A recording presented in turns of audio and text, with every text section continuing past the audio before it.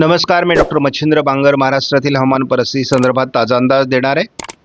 समोरील उपग्रह छायाचित्राचं निरीक्षण केलं असता विदर्भ मराठवाड्याच्या काही भागात उत्तर महाराष्ट्राच्या दिशेने पावसास अनुकूल स्थिती निर्माण होते आहे। बंगालच्या उपसागरात पुन्हा वातावरण निर्माण होत असल्यामुळे पुढेही भविष्यात पावसाळी वातावरणाचा प्रभाव राहील असा एक प्राथमिक अंदाज आहे। आजही महाराष्ट्राच्या खास करून मराठवाड्याच्या उत्तरेकडे उत्तर महाराष्ट्र, पूर्व विदर्भ आणि कोकण असं पावसाळी वातावरण कमी दाबामुळे दाखवण्यात आलं आहे। दक्षिण भारतातील काही राज्य आणि पूर्व भारतातील किंवा उत्तर भारतातील काही राज्यात आता सध्या पावसाचं वातावरण कमी झालेलं आहे। महाराष्ट्रातही पावसाचा जोर कमी होण्याचा अंदाज आपण अनेक व्हिडिओमध्ये दिलेला आहे। मात्र पूर्व विदर्भ आणि कोकण असं पावसाळी वातावरण राहणार आहे। 29 तारखेचा अंदाज बघतो। पूर्व विदर्भ आणि कोकण असं पावसाळी वातावरण 30 तारखेलाही आहे। इतरत्र पाऊस बऱ्यापैकी उघडण्याची शक्यता आहे। तेच वातावरण हलक्या स्वरूपात राहणार आहे। मात्र जोर जो आहे पावसाचा तो आता कमी होत जाणार आहे। 1 ऑगस्टला संपूर्ण विदर्भ आणि कोकण असं पावसाळी वातावरण वाढू शकतं। मराठवाड्याच्या पूर्व भागातही पावसाची शक्यता दाखवण्यात आलेली आहे स्कायमेटनुसार। स्कायमेटच्या अंदाजात 2 ऑगस्टला देखील विदर्भ आणि कोकण असं पावसाळी वातावरण वाढण्याचा अंदाज देण्यात आला आहे।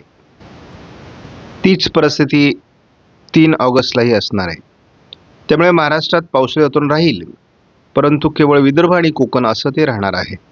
पुढील 10 दिवसाचा अंदाज जर घेतला तर नंदुरबार, धुळे, जळगावमध्ये चांगल्या प्रकारचं पावसाचा अंदाज देण्यात आलेला आहे, कारण एक कमी दाबाचं क्षेत्र इकडे प्रभावी राहील।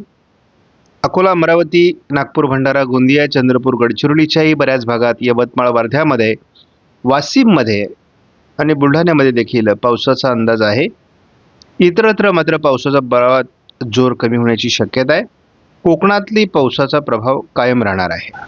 अजूनही कमी दाबाचं वातावरण विदर्भात प्रभावी राहू शकतं।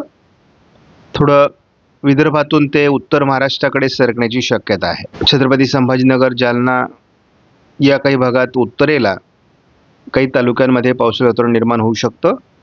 साधारण 28-29 तारखेपर्यंत याचा प्रभाव राहील। नंतर मात्र पावसाचा जोर महाराष्ट्रातील कमजोर होण्याची शक्यता आपण यापूर्वीच्या अनेक व्हिडिओमध्ये सांगितलेली आहे आणि तो अंदाज अजूनही कायम आहे। कोकणात अधूनमधून हलक्या सरी होतील। महाराष्ट्रातही विरळ पाऊस स्थानिक वातावरणामुळे तयार होऊ शकतो, परंतु एकूणच हवेचा दाब हा आता 1006 हेक्टोपास्कलवर जाणार असल्यामुळे पावसास अनुकूल स्थिती महाराष्ट्रात 30 तारखेपासून राहणार नाही। त्यामुळे पावसाचं प्रमाण कमी होणार आहे, बऱ्यापैकी उघडीप शेतकऱ्यांना मिळणार आहे आणि साधारणपणे विदर्भ आणि कोकण असं पावसाळी वातावरण 1 तारखेपासून राहील। 1 ऑगस्ट ते पुढे जवळपास 5 ऑगस्टपर्यंत किंवा 6 ऑगस्टपर्यंत आपण अंदाज बघितला तरी महाराष्ट्रामध्ये स्थानिक स्वरूपाचं वातावरण राहणार आहे।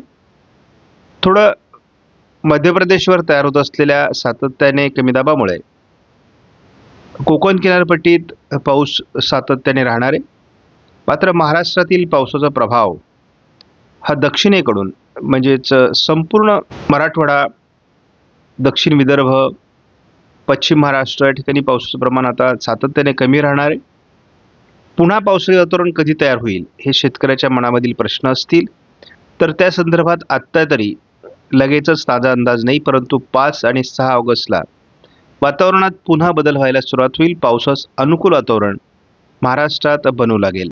त्यामुळे साधारण 4 तारखेपर्यंत महाराष्ट्रातील पावसाचं वातावरण 30 तारखेपासून कमजोर राहणार आहे। मात्र 5-6 ऑगस्टला पुन्हा विरळ पावसाला सुरुवात होईल। दरम्यान विदर्भ आणि कोकण असं पावसाळी वातावरण राहणार आहे। महाराष्ट्रातील पावसाचा जोर कमी होतोय, त्यामुळे ऑगस्टची सुरुवात फार मोठ्या पावसाची नाही। 6 ऑगस्टपर्यंतचा हा अंदाज आहे। महाराष्ट्रामध्ये 5 आणि 6 ऑगस्टला पुन्हा पावसाळी वातावरण तयार होईल, परंतु पावसाचा प्रभाव जवळपास या आठवडाभर कमजोर राहणार आहे।